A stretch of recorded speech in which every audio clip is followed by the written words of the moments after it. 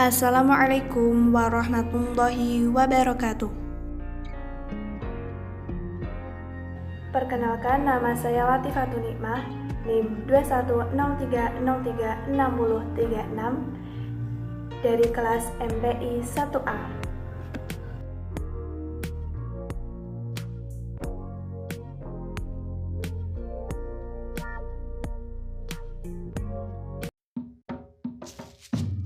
Pengertian literasi dilansir dari Wikipedia.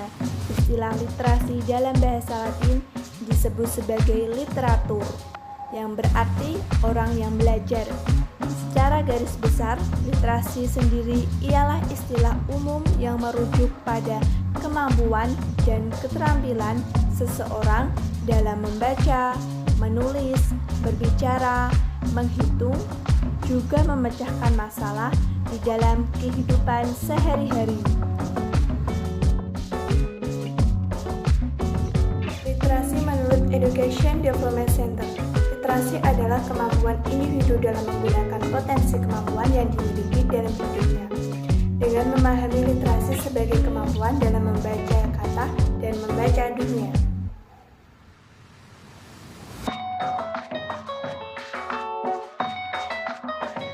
Tujuan literasi. Dengan literasi, tingkat pemahaman seseorang dalam mengambil kesimpulan dari informasi yang diterima menjadi lebih baik.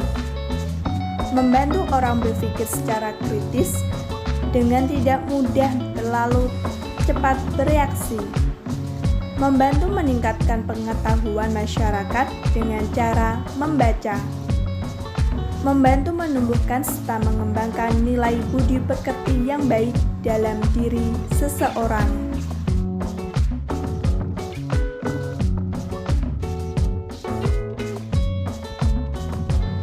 Milenial dilansir dari Wikipedia.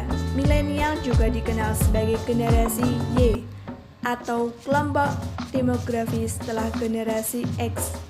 Tidak ada batas waktu yang pasti untuk awal dan akhir dari kelompok ini. Para ahli dan peneliti biasa menggunakan awal 1980-an sebagai awal kelahiran kelompok ini, hingga awal 2000-an sebagai akhir kelahiran. Generasi milenial terlahir sebagai warga digital, di mana mereka merasa lebih nyaman ketika sedang terkoneksi dengan internet ketimbang tidak terhubung sama sekali.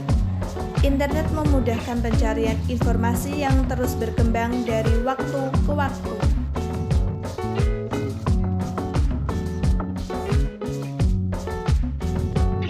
Literasi digital.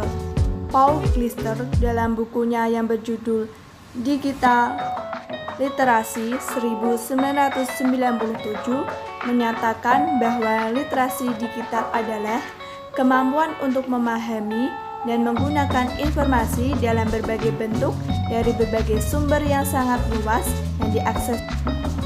Pengertian lain dari literasi digital disampaikan oleh Tin Hermianto yang mendefinisikan literasi digital adalah keterkaitan, sikap, dan kemampuan individu menggunakan teknologi digital dan alat komunikasi untuk mengakses, mengelola, mengintegrasikan, menganalisis, dan mengevaluasi informasi, membangun pengetahuan baru, membuat dan berkomunikasi dengan orang lain agar dapat berpartisipasi secara efektif dalam masyarakat.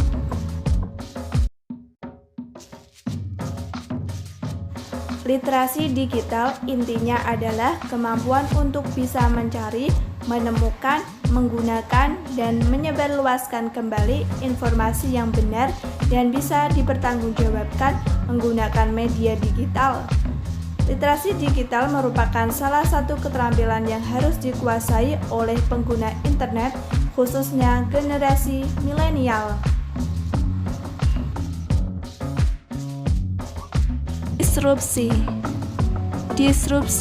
Disruption adalah keadaan ketika masyarakat menggeser aktivitas-aktivitas yang awalnya dilakukan di dunia nyata ke dunia maya sehingga terjadi perubahan fundamental atau mendasar pada kehidupan sehari-hari.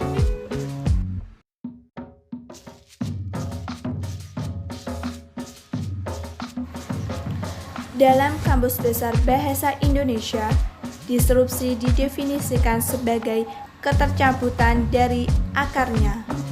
Hal ini disebabkan oleh terjadinya revolusi di bidang teknologi yang mengubah cara bekerja dan kehidupan manusia dengan perubahan yang sangat cepat dan mengubah total pada tatanan lama dalam waktu yang sangat singkat.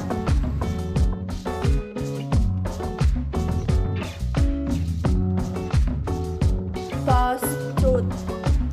Menurut Kamus Oxford, sejarah munculnya istilah post-truth pasca kebenaran pertama kali digunakan oleh Steve Tashit pada tahun 1992 dalam esainya yang berjudul The Nation. Dalam esainya itu, Tashit menggunakan istilah post-truth dengan latar belakang politik untuk menguraikan masalah Watergate 1972 sampai 1974, Iran-Contra skandal 1985 sampai 1987, dan kasus Perang Teluk 1990 sampai 1991.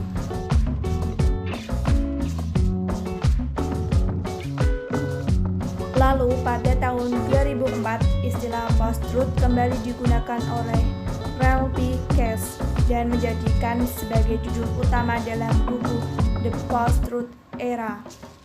Dalam buku itu, Kess berargumentasi bahwa kecurangan atau kebohongan terjadi semakin merata di era ketika dunia telah dikendalikan oleh media.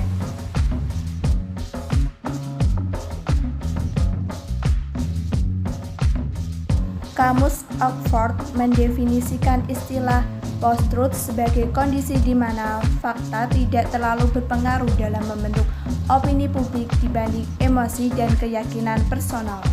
Dengan kata lain, post-truth adalah kondisi saat masyarakat lebih membenarkan ajakan, seruan, hasutan, atau propaganda pihak tertentu atas dasar emosi dan kesamaan perasaan. Apakah ajakan, seruan, atau hasutan itu benar atau tidak? Bukanlah hal yang terlalu penting. Kondisi ini, sebagaimana kemunculan istilah post-truth, cukup mengkhawatirkan. Meningkatnya jumlah pengguna internet di Indonesia pada satu sisi menumbuhkan harapan besar akan semakin maju dan berkembangnya masyarakat Indonesia. Dari segi pemikiran, karena terbukanya cakrawala pengetahuan sebagai akibat aliran informasi yang diterima. Hal ini juga membawa kecemasan baru, yaitu masalah isi konten media yang diyakini banyak menghadirkan program yang tidak mendidik. Media interaktif yang tersebar juga menghadirkan kecemasan tersendiri. Konsep berinternet yang sehat sulit untuk diterapkan sebagai sifat yang sangat personal. Pemahaman literasi sangat diperlukan sebagai self-control.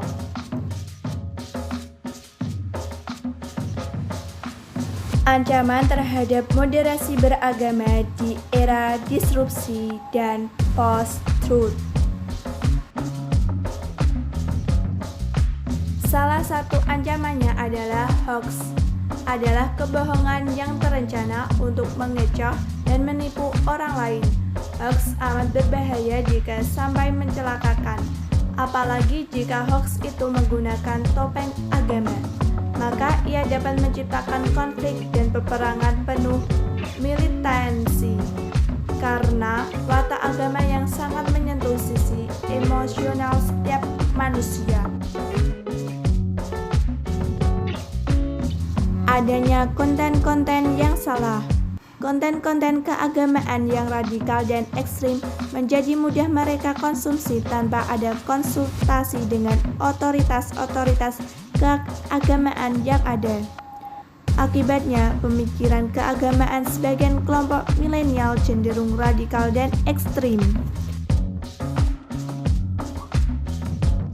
Tips menghindari berita hoaks. 1. Lihat sumber pengiriman pesan. 2.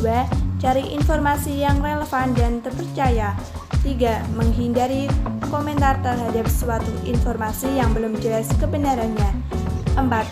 Hindari share informasi yang belum jelas kebenarannya. 5. Hati-hati dengan judul yang provokatif. 6. Cermati keaslian foto jika disertakan. Strategi moderasi beragama di kalangan generasi milenial.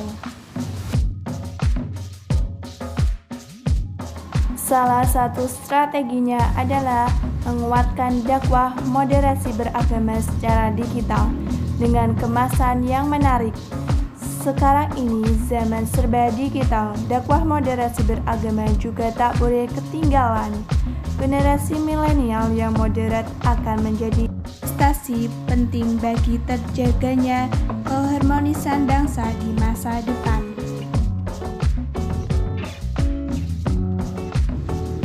Sekian dan terima kasih. Wassalamualaikum warahmatullahi wabarakatuh.